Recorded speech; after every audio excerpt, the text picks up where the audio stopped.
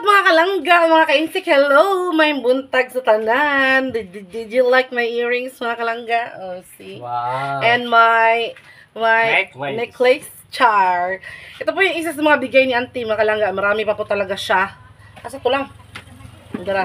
Marami pa po siya mga kalangga, mga iba't ibang klase ng earrings and necklace mga kalangga. So, yung necklace po kahapon nasuot ko na kasi pumunta po kaming Danao kahapon ni Insik mga kalangga. Kaya nasuot ko na siya and today, isinuot ko din po itong isang necklace na bigay ni auntie. Ayun, parang pair po siya ng earrings. Alam niyo mga kalangga, trivia lang, hindi po talaga ako mahilig sa earrings, no? Kay yung tenga ko kasi mga kalangga, kung napapansin niyo po sa mga video ko, saod kasi siya. Ano ba? Pangit, no? Yan. Sinong meron tenga na ganito mga kalangga? Kaya kapag nag-i-earrings ako mga kalangga, nadi-discourage talaga ako kasi ang pangit tingnan. Kapag nag-i-earrings ako ng bilog bitaw, talagang lumilipad siya. Pero kapag ganito na may bitay-bitay naman, parang okay lang naman siya medyo. Pero pangit pa rin siyang tingnan. Sabi daw ng mga matatanda, itong mga ganitong tenga daw ay yayamanin. Pero wala naman tayong yaman, no? Mayaman lang tayo sa Bill Char. So for today's video mga kalangga, ipakita ko din po sa inyo yung ibang laman ng ating balikbayan box mga kalangga. And this time, ipapakita ko po sa inyo ang iba't ibang klaseng ingredients or iba't ibang klaseng mga gamit sa pangluto mga kalangga. So, unahin natin yung mga seasonings talaga. Itong mga seasonings na mga kalangga ay hindi ko pa siya, nakikita ko siya sa mga vlog ng ibang mga vlogger na nagluluto mga kalangga, pero hindi ko pa siya nasubukan and hindi ko pa siya na-try mga kalangga. Kaya sobrang thankful ko kay auntie kasi kanang insik.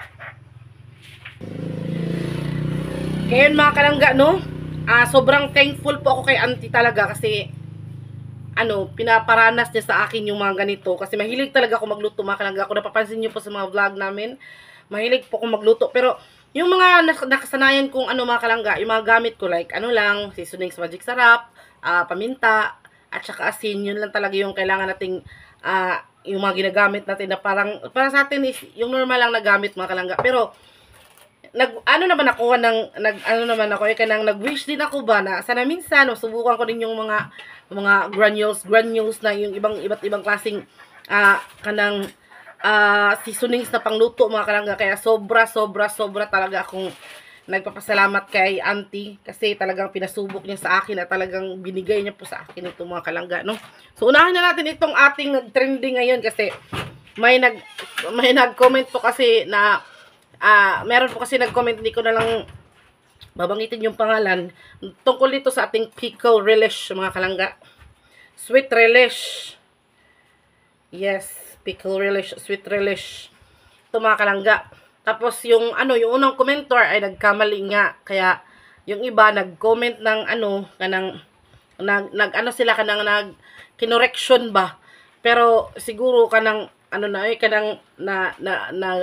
nalain siguro yung unang nag-comment ba kasi parang parang nabully siya. Kaya wag naman nating ibully mga kalangga, no? Kasi ang tao talaga nagkakamali pa talaga yan. Nagkakamali. Sabi nga ng lula ko, ng mama ko, nagkakamali nga daw po yung kalabaw na apat yung paa, lalo na po yung tao, di ba? Kaya wag po nating husgahan or wag po nating siyang i-bash or wag po nating siyang pagtawanan ba kung nagkamali man kasi tayo, mga kalangga, aminin man natin sa hindi, marami din tayong pagkakamali sa buhay natin. Kaya yung tao na nagkakamali, instead of i-correction lang natin siya sa mali niya, pinagtawanan pa natin, Kaya sorry po doon sa kay ma'am na siguro nga nagkamali siya ng typing error nga minsan mga kalangga or nalimutan niya siguro ang pangalan kaya nagkamali siya. Kaya peace na tayo mga kalangga. Wag po nating pairalin yung mga hatred natin or yung mga negative natin ba vibes. Lang tayo peace lang ba, 'di ba? Kasi life is too short. Maikli lang po yung buhay natin mga kalangga, kaya kailangan natin pahalagahan ng mga tao sa paligid natin mga kalangga, no? Kaya ako, willing din ako mga kalangga mag-accept ng correction kasi hindi naman tayo perfecto, no? Pangalan lang yung perfect, pero walang perfect sa mundo mga kalangga. Kaya kung meron man akong mali, I'm willing to accept the correction, mga kalanggay. Kung i-correct ako, sus, masaya ako doon kapag i-correct ako kasi doon tayo natututo sa ating mga mali. Kaya ito, pickle relish, mga kalanggay, is isa to sa binigay ni auntie. Or sweet relish. Ang sabi ng iba, masarap daw tong sa lahat ng ulam, lahat ng klase ng ulam, pwede daw to siyang ilagay. Hot dogs, mga prito, or whatsoever. So, itatry natin siya, mga kalangga, no, sa ating pagluluto next time. Sa ating mga pagluluto. Ipapakita ko po sa inyo, mga kalangga, kung ano yung kalalabasan kapag nilagyan natin ng ganito. Kasi hindi pa po natin nasubukan eh. Tapos, i-consider na natin yung mga kasama natin sa bahay. Kasi alam nyo naman po dito sa bukid, mga kalangga, hindi talaga sila sila naanad ba? Hindi sila sanay sa mga iba't ibang, yung mga pang ano bitaw, pang yayamanin na ano. Lalo na si Papa, kapag nakatikim siya ng, hindi talaga yan kakain, mga kalangga, kapag bago sa kanyang panlasa. Kaya, kailangan mo na natin ipa-approve. Pero kung hindi naman sila, meron tayo, pwede naman tayong kumain ng mga kalangga kung hindi talaga sila kakain. Lalo na si Insik, napaka pihikan nun, lalo na sa ano. Kaya ngayong gusto ko sana sa ulam, mga kalangga, ilagyan ko ng maraming kuan ka ng, ano ba yan?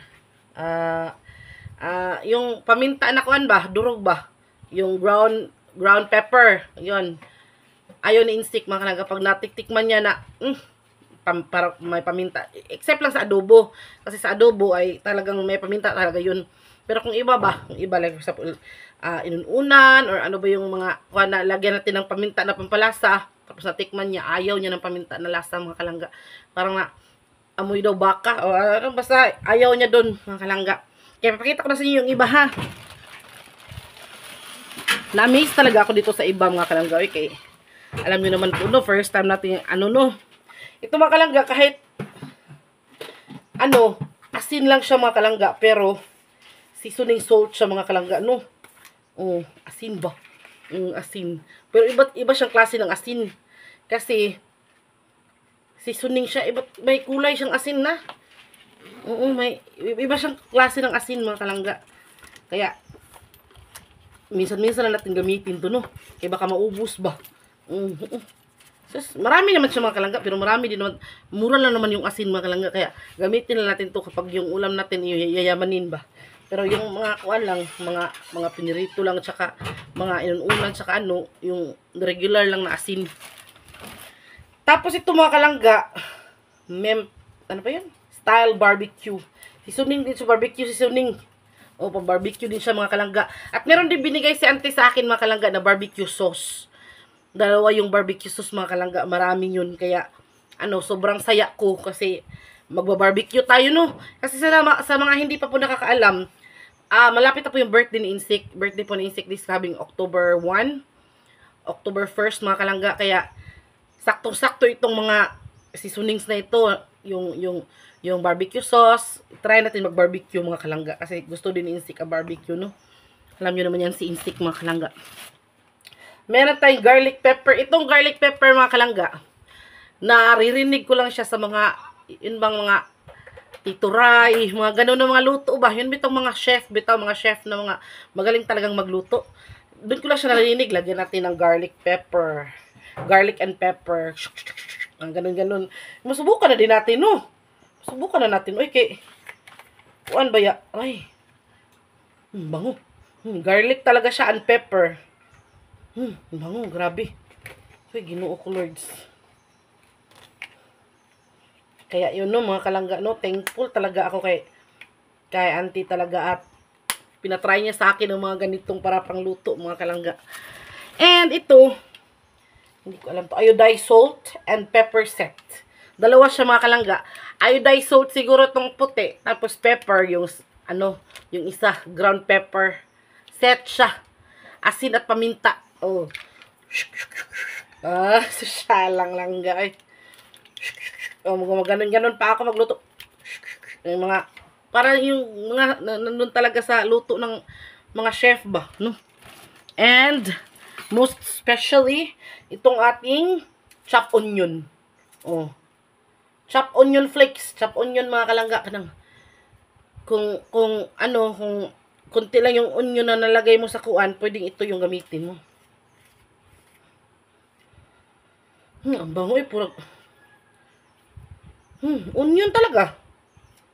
Alangan mo di onion, no? Ketchup onion man. Ang bango talaga mga, pwede mo siyang iulam siguro.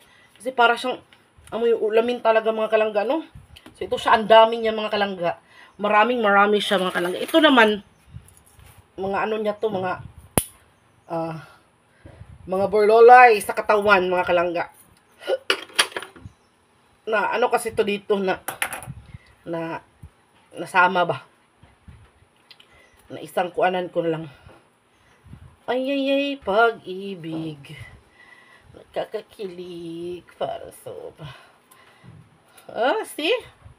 Oh, parang mayaman ako nito, insect. Tingnan mo, insect, oh. Wow. Ang yaw na, guni wala lang. Ayan, di ka lang. Na, in love na rin si insect sa akin, mga kalangga, ng bonggang-bongga. Hello, see?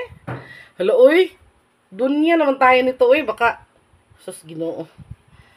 Baka tuliso na tayo nito, no? Ayan, oh, mga kalangga, oh. Marami pa din siya, mga kalangga, dito. Mga ano ba, mga fashion. Mga fashion, mga kalangga. Yan, oh. Mga fashion siya, mga kalangga. Tapos ito naman, siguro dito ko lang siya ilagay kasi hindi siya magkasya sa aking, kuan man. Oh. Ay, nak.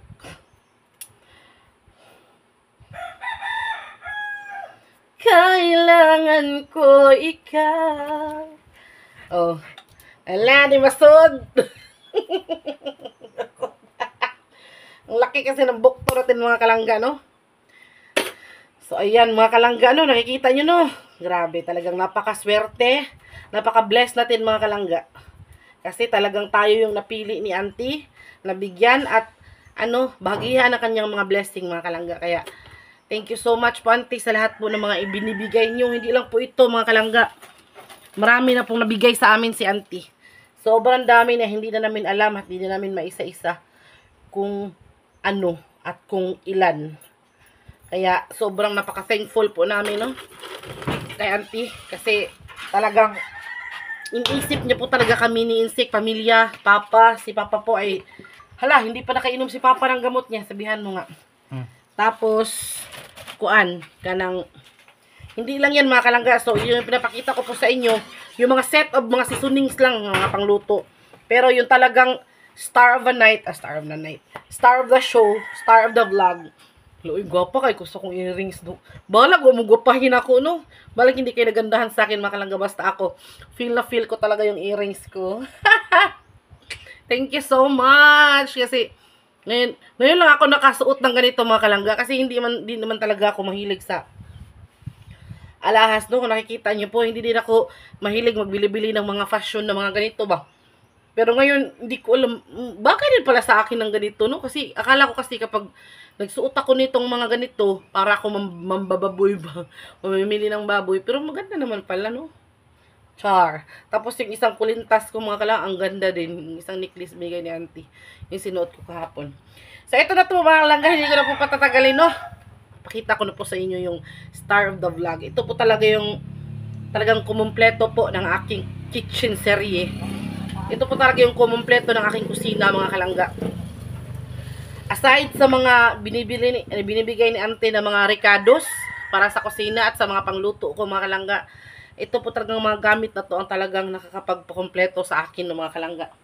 So, unahin na po natin, no? Ito talagang pinangarap ko siya. Kasi isa din to sa mga nakikita ko sa mga vlogger na mga nagluluto ba. Na talagang ang ganda nilang panuorin, mga kalangga, no? Kasi, hindi dumidikit yung kanilang nilulutuan. Gumaganon-ganon pa. Gumaganon-ganon pa sa magluto ba.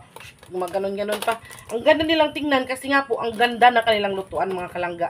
Kaya siguro, nakita din ni auntie na talagang mahilig talaga akong magluto. Kaya aside sa mga seasonings na binibigay niya, sa mga panlasa, sa mga lulutuin na binibigay niya, mga kalangga, binibigay niya din po ako ng gagamitin sa pagluluto. Not once, mga kalangga, not one, but two. Dalawa po siya, mga kalangga. Non-stick pan.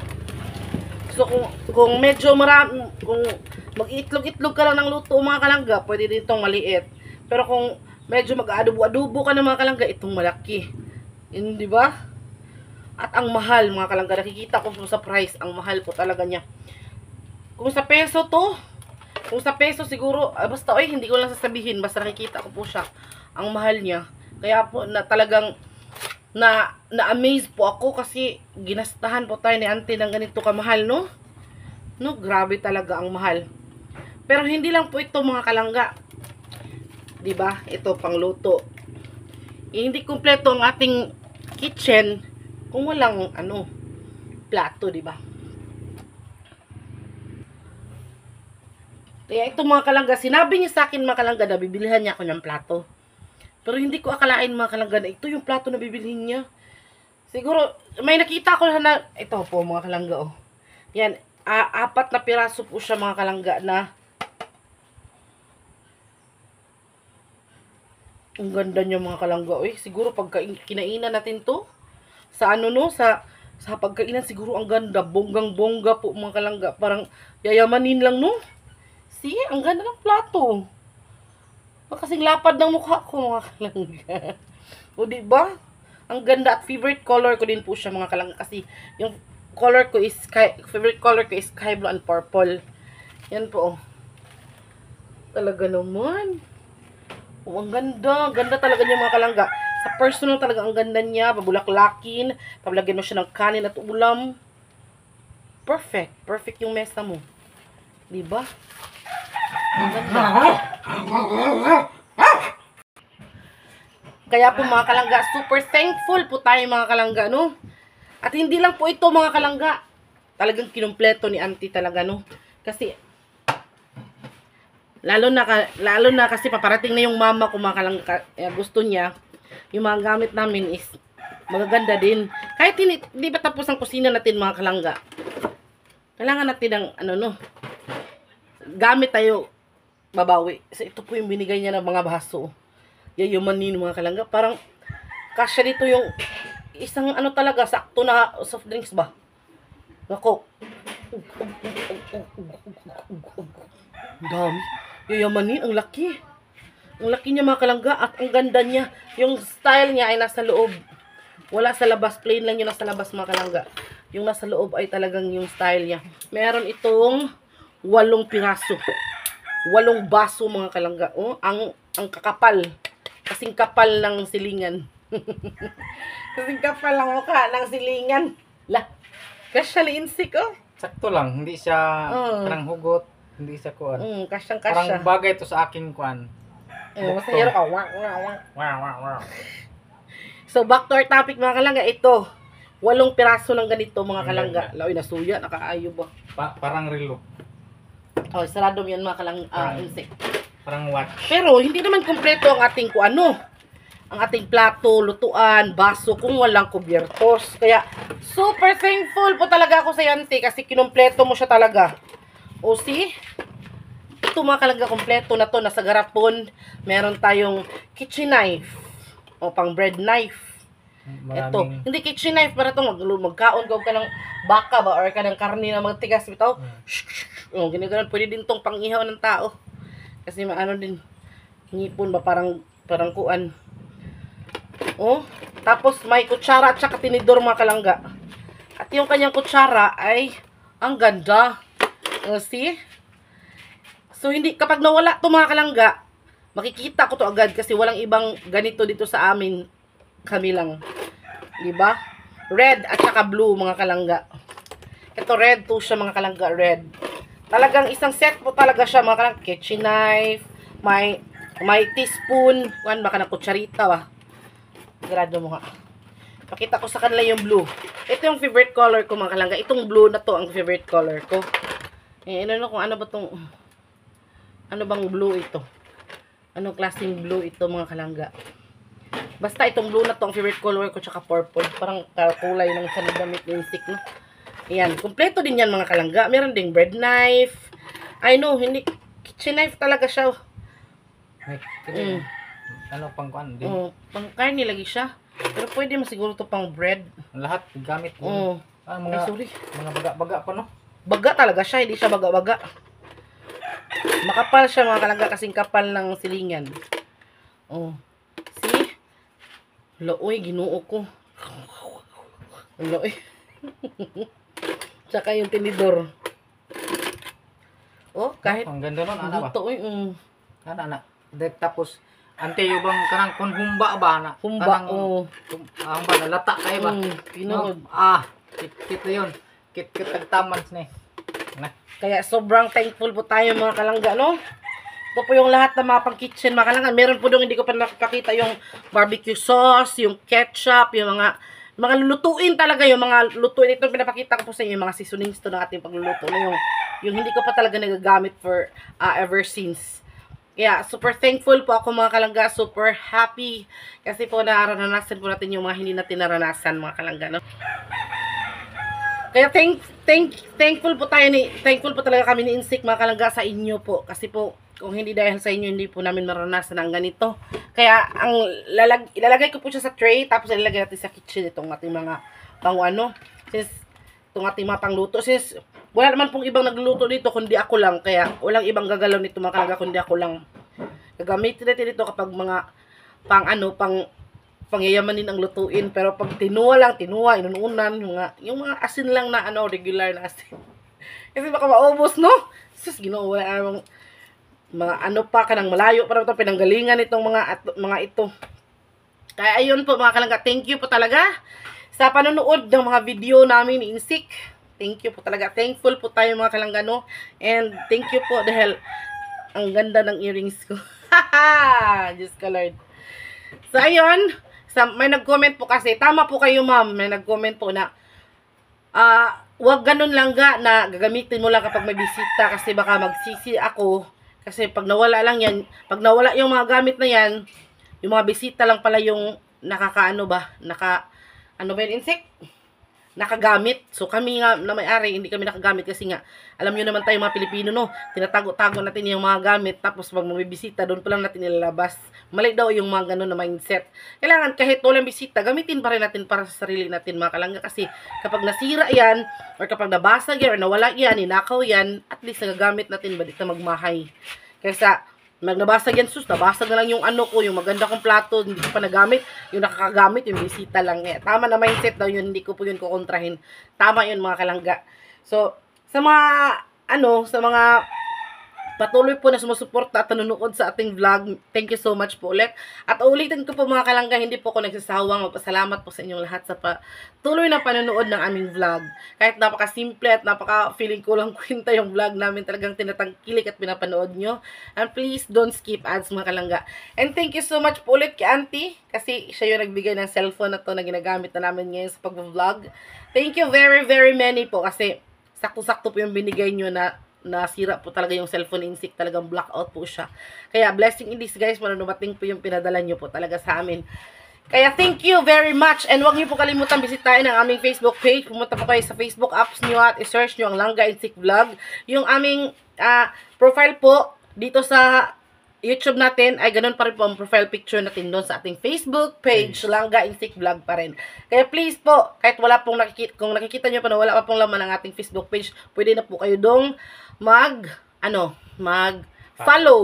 Like. Yes, dahil sa mga susunod na araw po, ayun po yung natin, yun po yung ating manon ba. Live po tayo, mag-upload po tayo ng mga konting mga maliliit na videos na para sa buhay-buhay namin dito sa bukid mga kalangga. Kaya thank you for watching sa aming mga videos ulit.